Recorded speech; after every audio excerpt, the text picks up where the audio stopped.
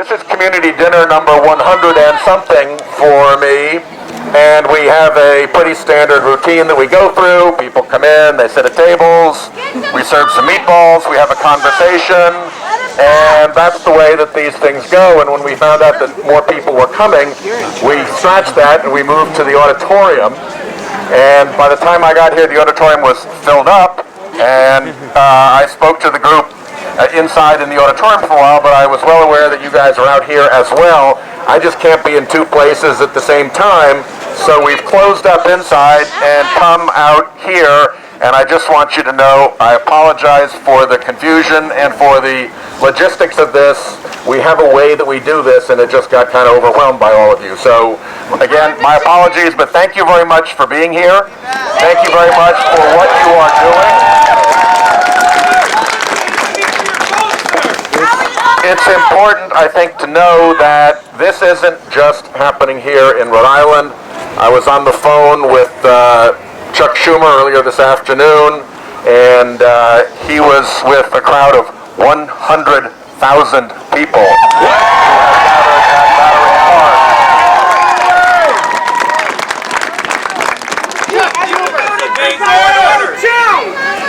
So, what's your strategy? So thank you. And what we ordinarily do. What's your strategy? Take questions. So what's the strategy? Yes. You have to take questions. Do you get it? What's the party strategy? All right. Let me first with the party strategy. We obviously don't control the White House. We obviously don't control the House of Representatives, which is driven very much by the Speaker. And we don't control the Senate except through what a parliamentary minority can do. And so we are prepared to use our filibuster wherever we can hold 41 senators so that it is actually effective.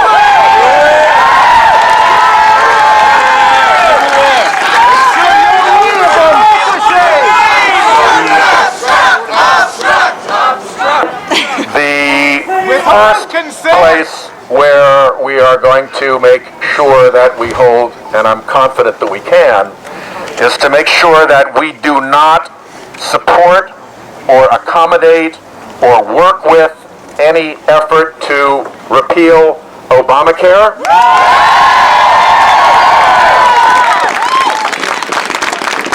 Single payer!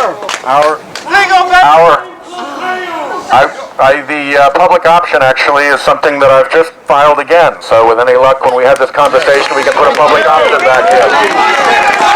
But the position that the Republicans are in is that they can't agree on anything. And so we need to stand fast, not budge, make sure that they ultimately end up failing at trying to do repeal and replace, and then they have to come back to us, and then our conversation is, you throw in the towel on repeal, and we'll work with you to improve Obamacare if you want.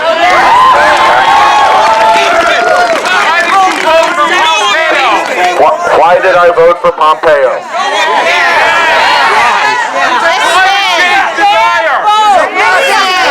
Listen to his answer. Let him answer the question. Let him talk. They're good questions. As I said inside, I think that there are a lot of you who may disagree with me on this, and I appreciate it. Sometimes I feel like I'm pretty confident. Sometimes you have to make a judgment call. You're entitled to my reasoning. My reasoning is this.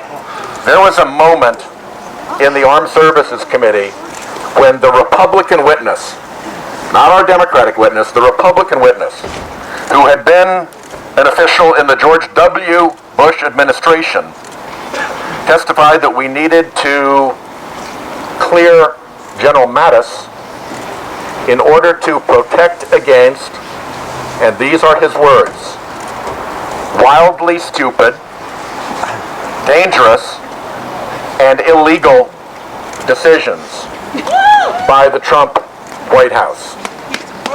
The one place where a president is most empowered and has the least congressional restriction and the least judicial restriction is in deploying the military.